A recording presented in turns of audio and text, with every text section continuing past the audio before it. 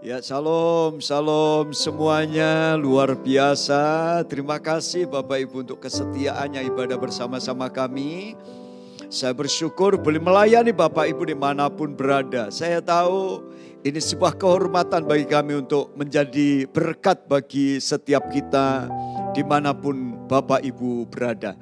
Nah, malam ini kita sama-sama akan merenungkan satu tema firman Tuhan yang berhubungan dengan sebenarnya. Dengan dunia orang mati, roh-roh orang mati. Dan saya tahu ini tema yang banyak ditanyakan orang. Dan saudara, apa yang mereka tanyakan? Boleh enggak berdoa untuk orang mati?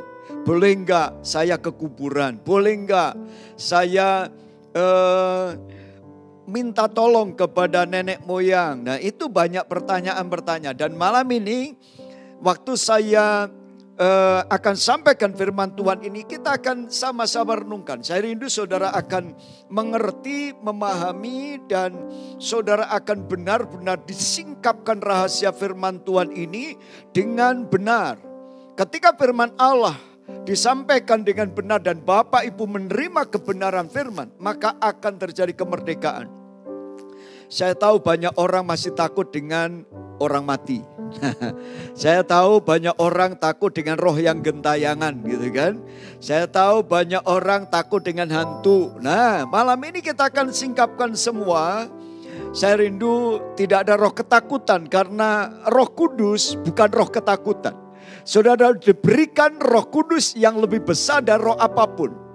Saudara akan mengerti orang mati itu sebenarnya di mana dan apa yang dilakukan oleh roh orang mati. Nah, malam ini kita akan sama-sama. Memang judulnya adalah orang mati berdoa untuk orang hidup. Ini aneh.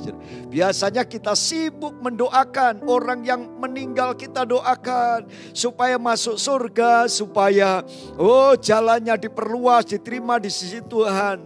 Tetapi sebenarnya saya ingin sampaikan, setiap kita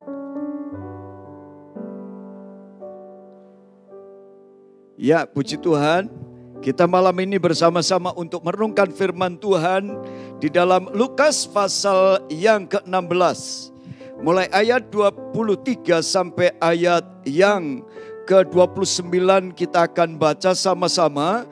Lalu kita akan pelajari beberapa hal penting yang saya ingin sampaikan malam hari ini. Mari kita akan baca ayat ini.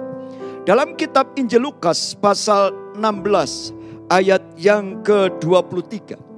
Orang kaya itu juga mati lalu dikubur, dan sementara ia menderita sengsara di alam maut, ia memandang ke atas dan dari jauh dilihatnya Abraham dan Lazarus duduk di pangkuannya. Lalu ia berseru, katanya, Bapak Abraham, kasihanilah aku, suruhlah Lazarus supaya ia mencelupkan ujung jarinya ke dalam air dan menyejukkan lidahku, sebab aku sangat kesakitan dalam nyala api itu. Tetapi Abraham berkata, anak, ingatlah bahwa engkau telah menerima segala yang baik sewaktu hidupmu, sedangkan Lazarus segala yang buruk. Sekarang ia mendapat hiburan dan engkau sangat menderita. Ayat 26. Selain daripada itu, di antara kami dan engkau terbentang jurang yang tak terseberangi, supaya mereka yang mau pergi dari sini kepadamu ataupun mereka yang mau datang dari situ kepada kami tidak dapat menyeberang. Kata orang itu, kalau demikian aku minta kepadamu Bapa. Ini permintaannya, ini doanya. Kalau demikian aku minta kepadamu Bapa, supaya engkau menyuruh dia ke rumah ayahku. Sebab masih ada 5 orang saudaraku, supaya ia memperingati mereka dengan sungguh-sungguh, agar mereka jangan masuk kelak ke dalam tempat penderitaan ini. Tetapi kata Abraham, ada pada mereka kesaksian Musa dan para nabi. Baiklah mereka mendengar kesaksian itu. Perhatikan. Apa yang kita baca adalah kisah dari 3 orang, namanya Lazarus, Abraham, dan orang kaya. Waktu orang kaya meninggal, dikuburkan mungkin dengan perayaan luar biasa atau dikuburkan dengan sangat istimewa. Tetapi apa yang terjadi? Dia masuk ke jurang maut. Dan di jurang maut dia melihat Abraham dan Lazarus. Lalu dia minta, tolong Bapak Abraham suruh Lazarus mencelupkan ujung jarinya. Aku sangat kehausan di sini. Saudara-saudara, apa yang terjadi? Dia memohon kepada Abraham dan Lazarus. Saudara, tetapi apa kata Abraham? Ada jurang pemisah yang sangat jauh. Orang yang ada di jurang maut tidak bisa ke Firdaus. Orang yang tidak bisa ke jurang maut. Dan itu yang terjadi. Karena Abraham berkata bahwa nak, tidak mungkin ditolong. Kamu waktu diberi kesempatan hidup di dunia, diberkati, kamu lupa. Kamu cari kekayaan, kamu coba nikmati kekayaan. Tapi lupa kamu mengumpulkan kekayaan di surga. Sekarang kamu miskin, Lazarus jadi kaya. Nah, apa yang terjadi? Akhirnya dia memohon. Di tengah penderitaan itu, dia ingat saudaranya yang di rumah. Ada 5 saudaranya yang ada di rumah.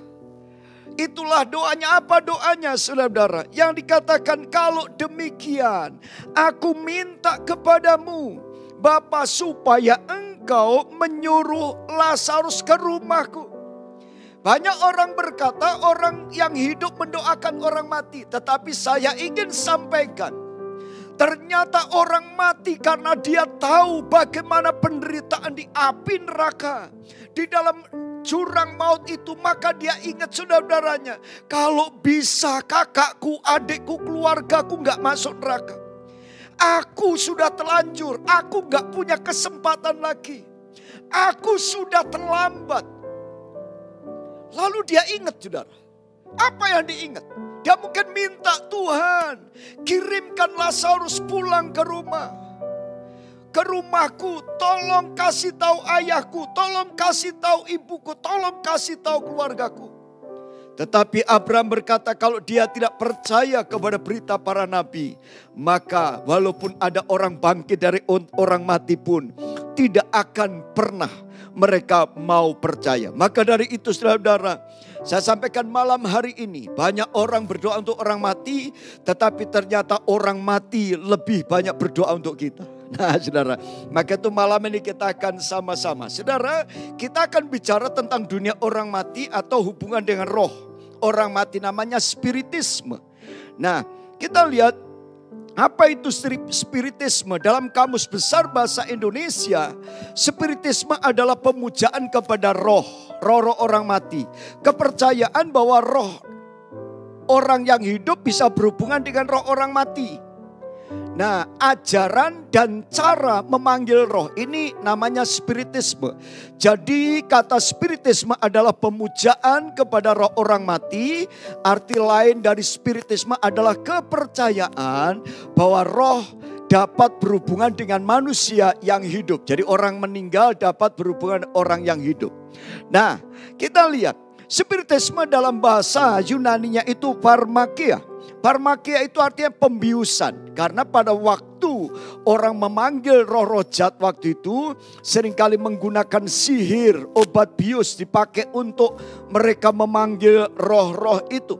Lalu saudara, Alkitab menjelaskan, kalau saudara perhatikan baik-baik, Alkitab itu clear, Alkitab itu jelas. Orang Kristen punya kitab suci itu luar biasa. Ada 4 golongan roh yang tidak campur aduk, tidak tumpang tindih. Perhatikan, ini penting.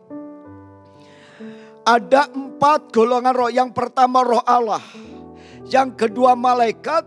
Yang ketiga roh jahat, yaitu malaikat-malaikat yang jahat memberontak, jatuh, diusir jadi iblis dan roh jahat. Dan yang keempat adalah roh manusia. Jadi ini Allah, malaikat, roh jahat, manusia.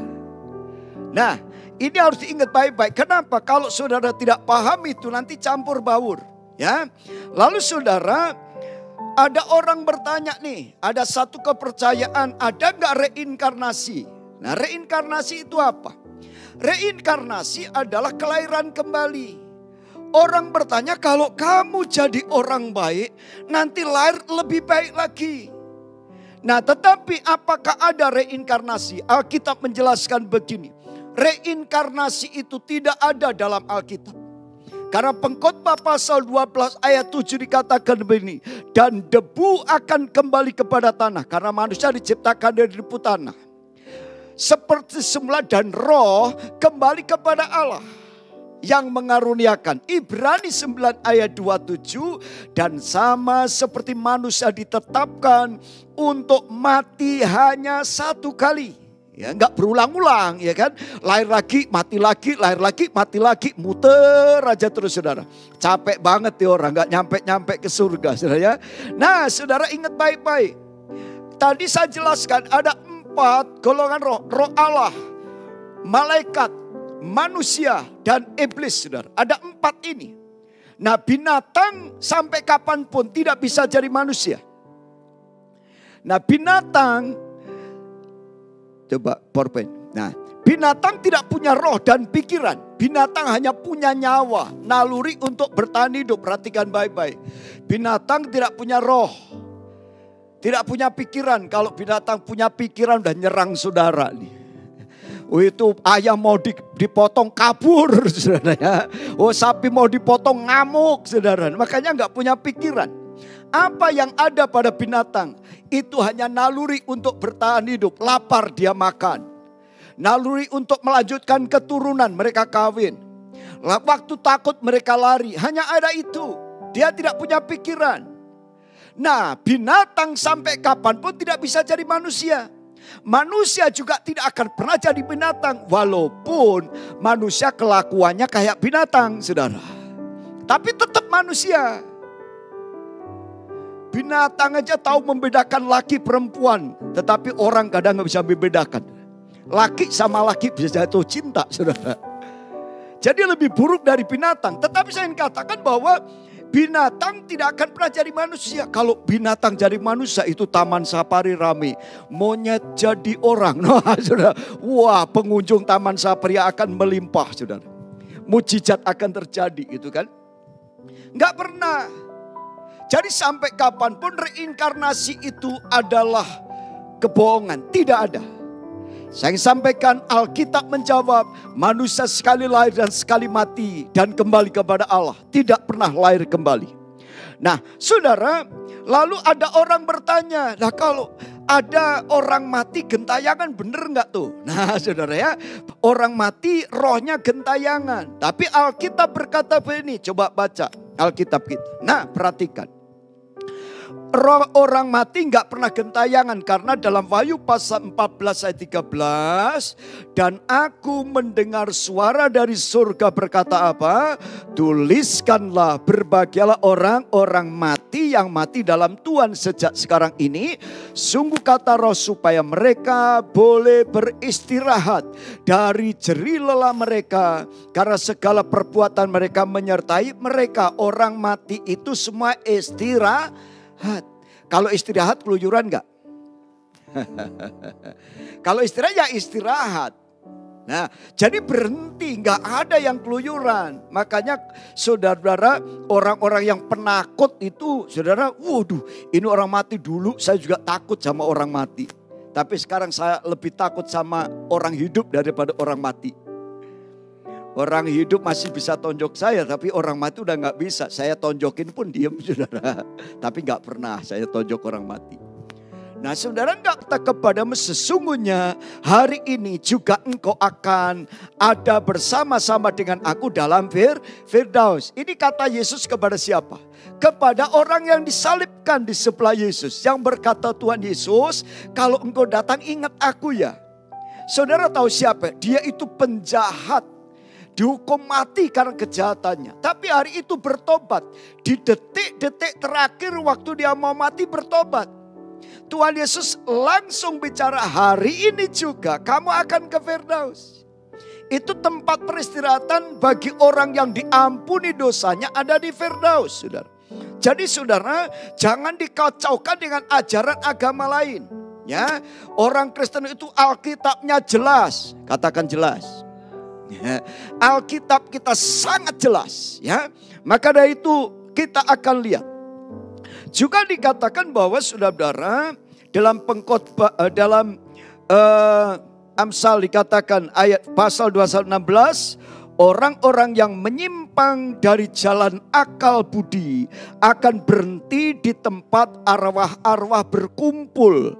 Jadi arwah-arwah berkumpul di satu tempat. Tempatnya di mana? Ingat ya. Jadi orang yang mati itu dikumpulkan, arwahnya dikumpulkan di mana? Yang pertama di Firdaus. Orang-orang benar, orang Kristen kalau mati saudara ada di Firdaus. Katakan Firdaus. Kasih tahu anak istri, nanti kita kumpul di Firdaus ya, gitu. Maka jangan bandel-bandel, lu masuk Hades nanti, masuk alam maut nanti, gitu kan. Bertobat. Yang kedua alam maut untuk orang kaya tadi masuk jurang maut. Kenapa dia tidak bertobat? Itu kelompok orang jahat masuknya Hades. Jadi di alam roh jelas. Orang mati gak ada yang kentayangan karena orang yang benar di Firdaus, orang yang jadi Hades. Ya, itu jelas. Alkitab itu jelas. Jangan percaya agama lain. Agama lain yang gak jelas saudara. Itu reinkarnasi lah, muter-muter lah dan banyak sekali saudara. Ya, orang Kristen pegangannya Alkitab. Nah kita lihat Wahyu pasal 20 ayat 12 dikatakan begini saudara. Dan aku melihat orang mati besar kecil berdiri di depan tahta itu. Orang mati besar kecil semuanya. Ya. Lalu dibuka semua kitab dan dibuka sebuah kitab. Nah ini di akhir zaman nanti semua orang mati itu waktu dia istirahat. Lalu dia waktu akhir zaman akan dibangkitkan nanti. Untuk apa? Untuk dihakimi. Itu laut menyerahkan orang mati yang ada di dalamnya. Seperti kemarin yang kapal selam kita yang para pasukan meninggal. Itu nanti kembali juga. Nunggu saudara. Ya, nanti waktu akhir zaman itu akan dibangkitkan semua bareng-bareng. Lalu maut, kerajaan maut juga menyerahkan orang mati di dalamnya. Nah ayat 15, dan setiap orang yang tidak ditemukan namanya tertulis dalam kitab kehidupan, ia dilemparkan ke dalam lautan api. Jadi di sini penghakiman terakhir bareng-bareng. Orang mati besar kecil akan dibangkitkan semua dan masuk ke dalam pengadilan. Gitu ya. Nah kita lihat 1 Tesalonika 4 ayat 13. Ini untuk saudara yang Kristen harus tahu nih ya. Jangan sampai saudara nanti nanya, papaku di mana ya gitu. Mamaku di mana ya mati. Ini jelas saudara ya. Selanjutnya kami tidak mau saudara-saudara ini untuk saudara. Bahwa kamu tidak mengetahui tentang mereka yang meninggal. Supaya kamu jangan berduka cita seperti orang-orang lain yang tidak mempunyai pengharapan. Karena jikalau kita percaya bahwa Yesus telah mati, telah bangkit, maka percaya juga bahwa mereka yang telah meninggal dalam Yesus akan dikumpulkan Allah bersama-sama dengan Dia. Katakan amin. Itu saudara, dan saudara lihat, ini orang-orang yang benar itu nanti dibangkitkan akhir zaman juga. Ada dua macam kebangkitan. Pertama kebangkitan orang benar, yaitu kita yang hidup benar dibangkitkan waktu Yesus datang di awan-awan. Kita rapture bareng-bareng. Lalu kebangkitan kedua tadi yang saya bacakan di Wahyu pasal 20. Orang mati besar kecil, orang jahat semua akan bangkit. Kedua, nah kebangkitan kedua untuk penghakiman. Jadi jelas Alkitab itu gak kacau. Pasal 4 ayat 16 Alkitab kita 1 Tesalonika dikatakan begini. Sebab pada waktu tanda diberi, yaitu pada waktu penghulu malaikat berseru, perhatikan, dan sangkakala Allah berbunyi, maka Tuhan sendiri akan turun dari surga dan mereka yang mati dalam Kristus akan lebih dahulu bangkit. Jadi orang mati itu bangkit. Ini kebangkitan pertama untuk orang benar, maka berbahagialah orang Kristen. Perpisahan kita dengan orang yang kita cintai hanya sementara. Kita akan ketemu lagi, amin. Mungkin mama sudah mendahului kita. Kita akan ketemu di dalam kebangkitan yang pertama. Ya, ini kebangkitan. Nah saudara juga sesudah itu kita yang masih hidup akan diangkat bersama-sama dengan mereka dalam awan menyongsong Tuhan di angkasa. Demikianlah kita selama-lamanya bersama-sama dengan Tuhan. Jadi nggak ada tuh rohnya keluyuran, jadi kan? Nah kita lihat sekarang. Kalau begitu Pak, pertanyaannya, saya tanya Pak Pendeta, Kenapa ada roh yang gentayangan? Kenapa ada hantu yang mirip opung? Nah, saudara, jadi bapak saya yang mirip tetangga saya yang meninggal. Ini, saudara perhatikan, siapa itu roh yang gentayangan? Mari kita lihat. Itu adalah iblis, roh-roh jahat yang menyamar. Perhatikan ya, roh jahat yang menyamar. Roh jahat itu bisa menyamar dalam segala bentuk. Nah, nyata nih ada rasul-rasul palsu. Sebab orang-orang itu ada rasul-rasul palsu. Pekerja-pekerja curang yang menyamar sebagai rasul-rasul Kristus. Hal itu tidak usah mengherankan. Iblis pun menyamar sebagai malaikat terang. Jadi iblis itu jago nyamar, saudara.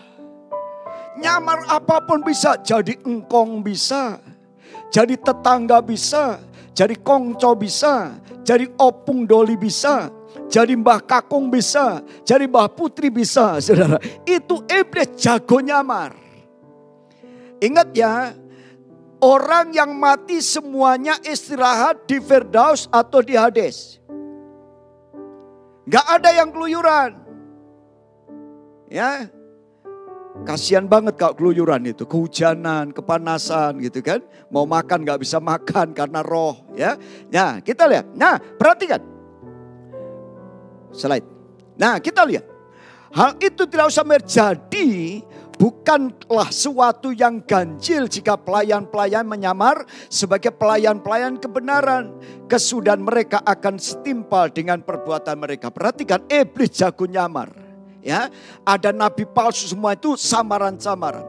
Nah kita lihat di alam iblis, saudara, ada tingkatan roh. Tingkatan roh ya. Golongan iblis ada tingkat. Efesus pasal yang ke-6 ayat 10. Perhatikan Efesus 6 ayat 10, 11, 12.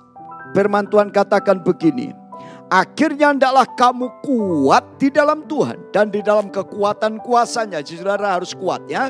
Kenakanlah seluruh perlengkapan senjata Allah supaya kamu dapat apa? Bertahan melawan tipu muslihat iblis. Jadi iblis itu penipu, saudara, nyamar gitu kan. Karena perjuangan kita bukanlah melawan darah dan daging, tetapi melawan pemerintah-pemerintah. Jadi iblis ada pemerintah, saudara. Ada rajanya, ya. Melawan penguasa, ada penguasa-penguasa, ada penghulu-penghulu. Dan ada roh-roh jahat di udara. Perhatikan, ada 4 tingkatan iblis. Pertama, pemerintahan iblis dipimpin oleh Lucifer, rajanya setan.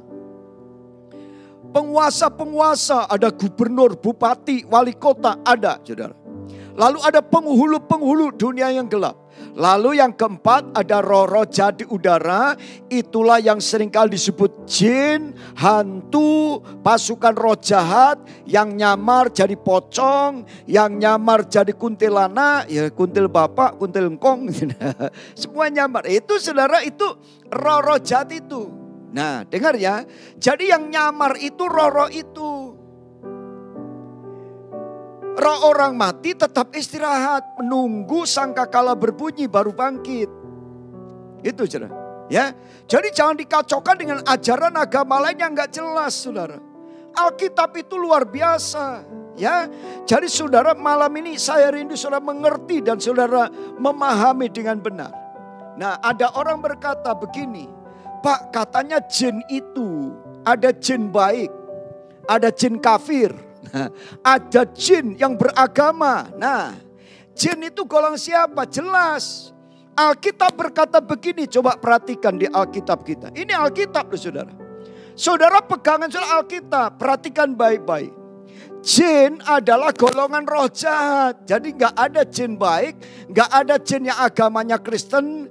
Gak ada jin yang ada di sekeliling kita, nolong kita nggak ada. Nolong ada maunya, dia pencuri. Perhatikan Imamat 17 ayat 17. Janganlah mereka mempersembahkan lagi korban kepada jin-jin. Sebab menyembah jin-jin itu adalah jinah. Itulah yang harus menjadi ketetapan untuk selama-lamanya. Bagi mereka turun temurun.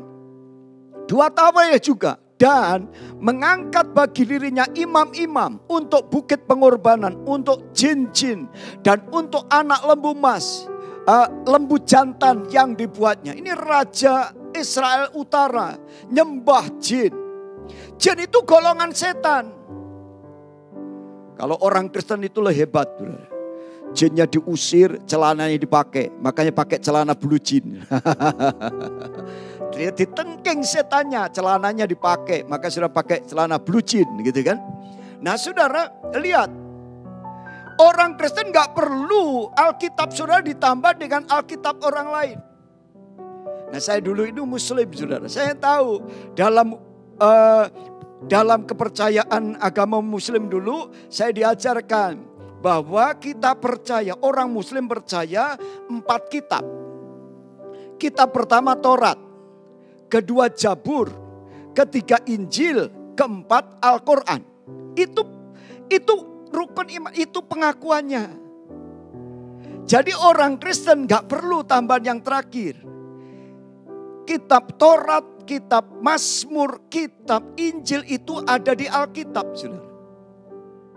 Bagi orang Kristen gak ada tambahan kitab lain, sudah sempurna. Tapi bagi agama lain, terutama bagi agama Islam yang percaya 4 kitab, kalau nggak baca Alkitab nggak sempurna. Itu pengakuan iman, saudara. Ya, jadi saudara lihat, Alkitab menjelaskan jin-jin itu adalah golongan dari roh jahat. Kita nggak boleh berhubungan dengan roh-roh itu. Maka itu hari ini saya rindu saudara clear, jelas ya. Mereka sebut jin katanya ada dunia. Jadi kalau mereka itu percaya ada dunia manusia. Dan jin itu kayak manusia gini. Jadi ada alam yang gak kelihatan. Ada jin baik, ada jin ini, ada jin Kristen dan semuanya. Ya jadi itu gak ada di Alkitab. Alkitab jelas bahwa golongan jin adalah golongan setan roh jahat. Nah, saudara perhatikan, larangan bagi umat Tuhan praktek perdukunan okultisme. Jadi saudara yang masih suka ke dukun bertobat malam ini.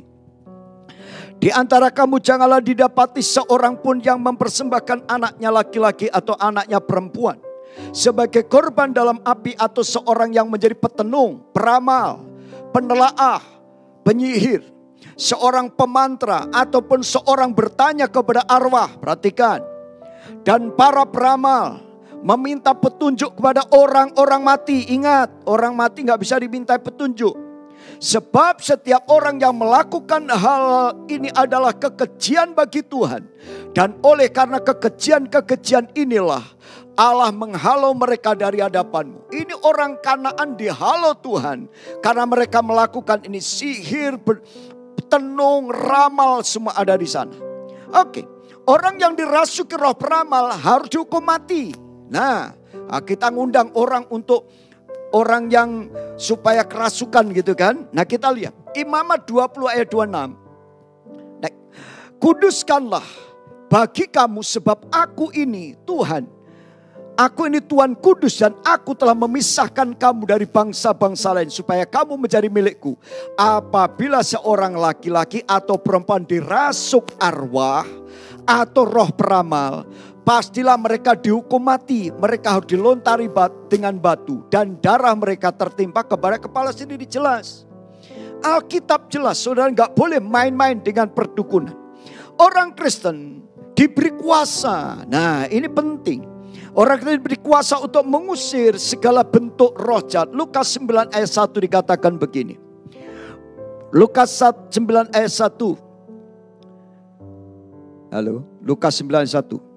Maka Yesus memanggil ke-12 muridnya, lalu memberikan tenaga dan kuasa kepada mereka untuk menguasai setan-setan, untuk menyembuhkan penyakit-penyakit. Juga pasal 10 ayat 17 dikatakan begini. Kemudian ke-70 murid itu kembali dengan gembira dan berkata, Tuhan, setan-setan takluk kepada namamu. Lalu kata Yesus kepada mereka, aku melihat iblis jatuh seperti kilat dari langit.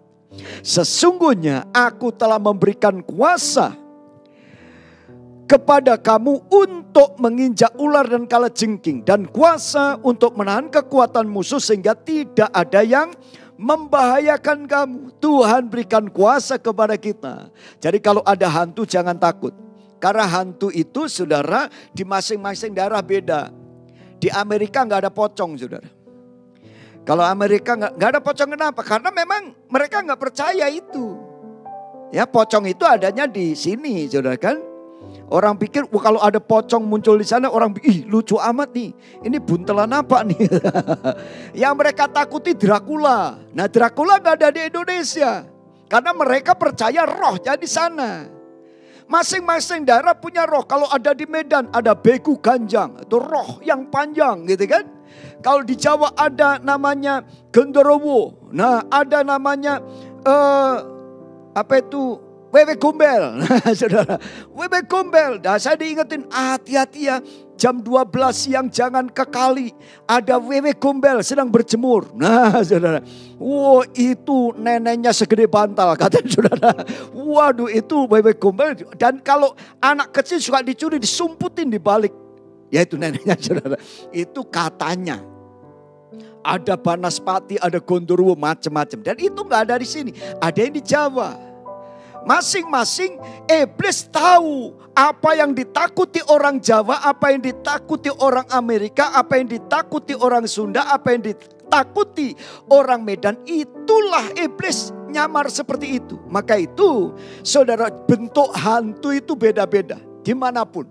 Dan itu bukan roh orang mati. Berarti ya, bukan roh orang mati. Oke, kesimpulan hari ini. Saya simpulkan saudara-saudara apa yang saya sampaikan malam ini. Kesimpulannya adalah yang pertama.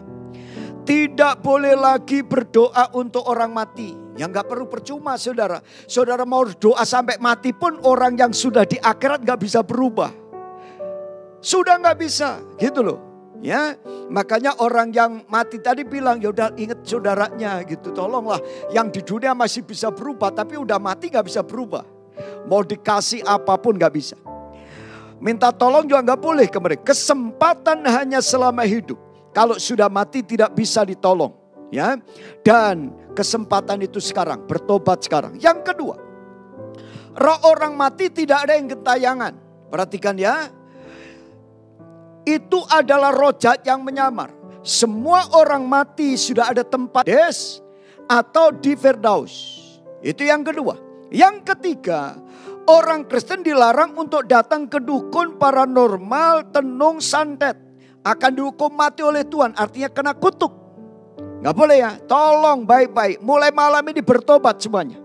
Yang keempat, tidak ada reinkarnasi. Binatang sampai kapanpun jadi binatang. Gak ada monyet jadi manusia. Manusia jadi monyet. Gak ada. Sampai kapanpun tidak pernah terjadi. Yang kelima, golongan jin adalah golongan setan. Roh jahat. Yang keenam, orang Kristen diberi kuasa untuk mengusir setan demi nama Tuhan. Kalau muncul iblis, saudara tengking dalam nama Yesus, maka iblis akan pergi. Katakan amin. Ini yang Tuhan berikan. Dan saudara, yang terakhir saya sampaikan. Pelajaran dari orang kaya itu apa? Orang kaya itu minta tolong. Minta tolong. Mengingatkan, aku punya 5 saudara. Tolong ingatkan supaya dia bertobat. Makanya orang mati itu menyesalnya luar biasa. Kalau boleh dia pulang lagi, tapi gak ada kesempatan. Makanya 5 saudaranya supaya diingatkan. Supaya mereka diingatkan. Ingat 5 saudaranya ini. Yang lain tidak seorang pun bisa menolong orang mati. Tetapi saudara tahu, orang yang mati tadi minta Tuhan, kalau berikan kesempatan pada keluargaku. Jadi selama hidup itu kesempatan bertobat. Udah mati telat. Ya, telat. Tidak ada kesempatan lagi. Jadi sudah mau doakan puasa, kirimin mobil, kirimin rumah, gak akan nyampe ke sana. Percuma segala doa pengorbanan bagi orang yang sudah mati, semua akan sia-sia. Gak akan mengubah keadaan di sana. Makanya bertobatnya sekarang. Jadi kalau mau bertobat itu sekarang. Ya, sekarang bertobat, cari Yesus dan sudah akan masuk ke Firdaus. Sekali lagi kita baca ayat terakhir kita. Lukas 16 ayat 27. Doa orang di dalam alam kuburnya, di dalam alam maut. Apa doanya? Kata orang itu, kalau demikian aku minta kepadamu Bapa, supaya engkau menyuruh dia ke rumah ayahku. Sebab masih ada 5 saudaraku, supaya ia memperingati mereka dengan sungguh-sungguh, agar mereka jangan masuk kelak ke dalam tempat penderitaan ini. Siapa tahu kakak adikmu juga berteriak seperti itu, saudara. Siapa tahu saudara kita sudah meninggal, masuk alam maut, dan dia berseru, Tuhan tolong. Adikku, kakakku, saudaraku, mertuaku, orang tuaku masih belum bertobat. Tapi saudara nggak bisa mendengar cerita itu. Saudara nggak bisa mendengar teriakan itu. Tapi satu hal yang saya sampaikan. Kalau saudara ingin mendapat hidup yang kekal, kesempatannya sekarang. Sudah mati telat semuanya. Mau bertobat sekarang waktunya. Malam ini malam pertobatan bagi kita. Yang masih kedukun cepat bertobat. Saudara yang hidup dalam dosa bertobat. Karena Tuhan memberi kesempatan hanya waktu hidup. Setelah itu semua selesai. Saudara mau berbuat baik sekarang. Mau mengampuni sekarang. Mau ke gereja sekarang. Jangan ditunda. Karena kematian tidak menunggu kita. Tapi kita sedang menunggu yang namanya kematian. Saya berdoa mulai sekarang tidak ada takut hantu lagi ya. Tidak berpikir lagi orang mati bunuh diri atau mati gantung diri. Semua tidak ada roh gentayangan. Semua dikumpulkan di tempat yang Tuhan sudah sediakan. Amin. Jadi Alkitab jelas sekali. Dan Tuhan berkati kita semua. Amin. Mari kita datang kepada Tuhan. Kita berdoa kepada Tuhan.